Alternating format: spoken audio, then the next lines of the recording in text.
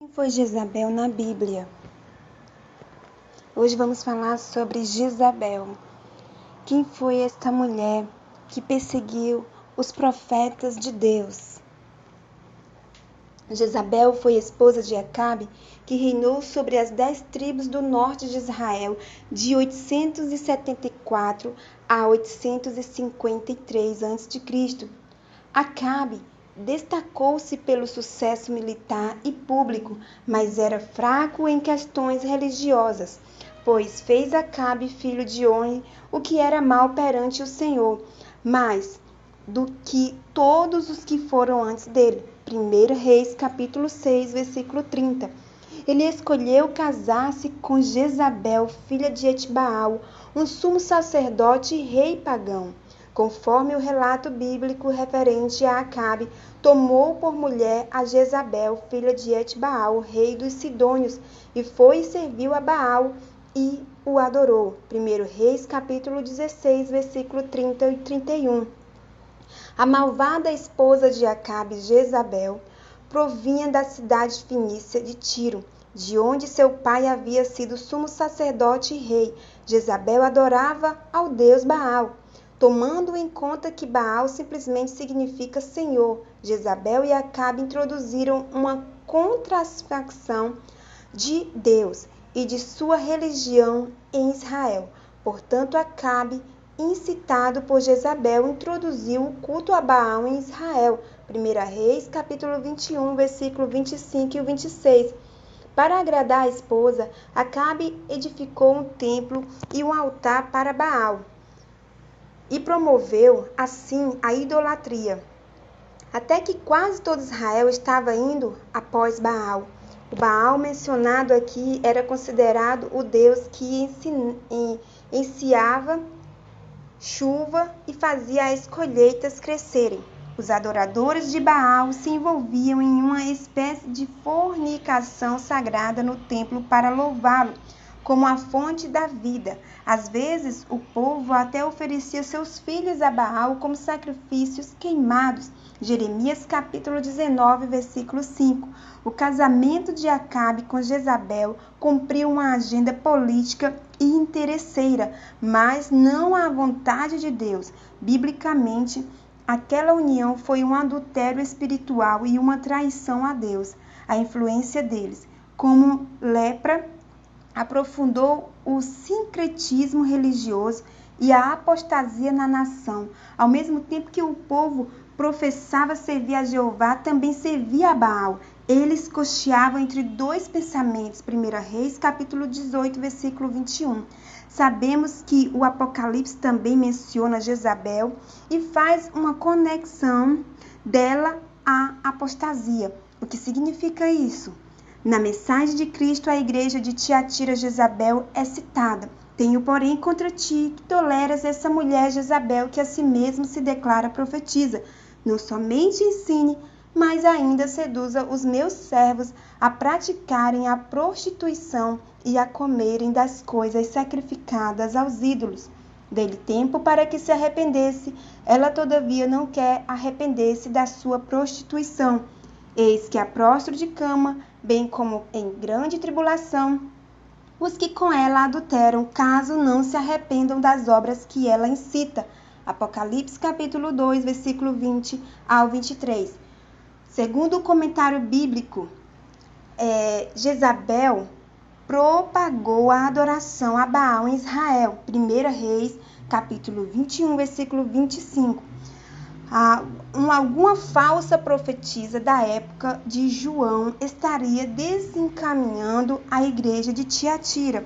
Só que deve-se considerar que as cartas às 7 igrejas de Apocalipse também têm aplicação profética às 7 fases definidas da história do cristianismo, quando aplicada ao período de Tiatira na história cristã. A figura de Jezabel representa o poder que causou a grande apostasia medieval. Que 3 lições a vida de Acabe, Jezabel e Elias nos deixa? Sobre Acabe, ele era fraco em capacidade moral. Sua união por casamento com uma mulher idólatra de caráter decidido e temperamento definido resultou em desastre tanto para ele como para a nação. A unidade de um homem para servir a Deus e seu povo está intimamente relacionada com o caráter da pessoa que ele escolheu para ser a sua esposa e companheira. A respeito de Jezabel, podemos perceber o mal que esta mulher causou à vida de Acabe e ao povo de Israel. Não é difícil concluir, portanto, que a influência de uma mulher para o bem ou para o mal é comprovadamente decisiva.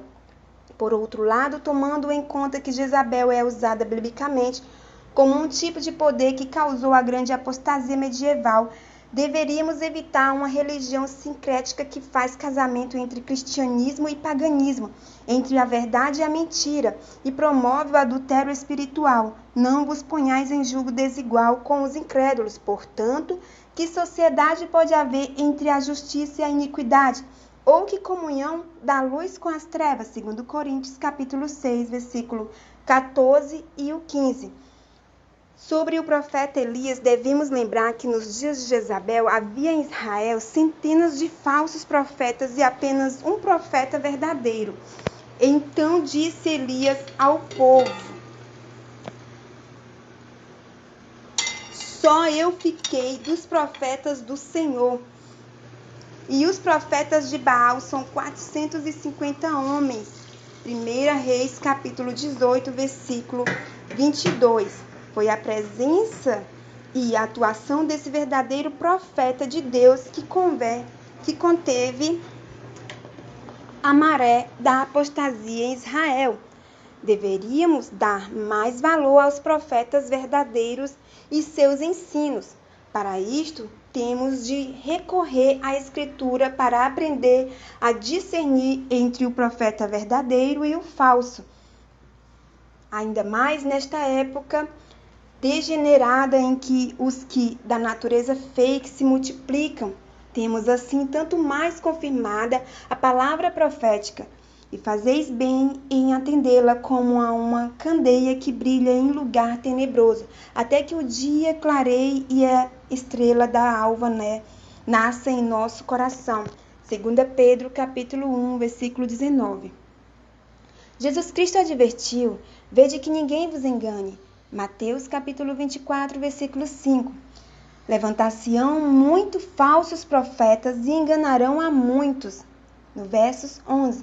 Outra preciosa lição é que o plano de Deus não é enviar mensageiros que lisonjeiem e adulem os pecadores. Devemos ser humildes para nos submeter a Deus e a seus mensageiros. A propósito, em vez de gastar tempo com novelas, não seria fantástico buscar a palavra de Deus e entrar em contato direto com a pura fonte da verdade?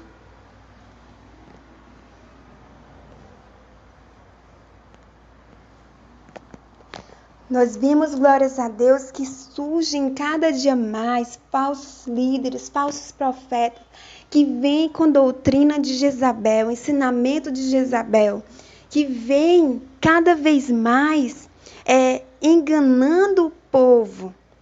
E ali eles vêm com pregações egocêntricas.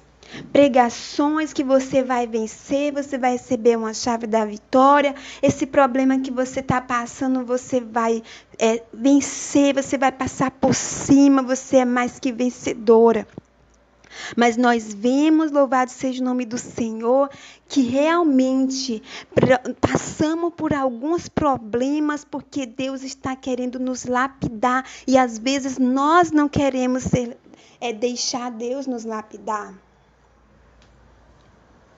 Precisamos ser humildes para entender os planos de Deus. É salvação, é arrependei-vos e se convertei-vos que é chegado o reino de Deus.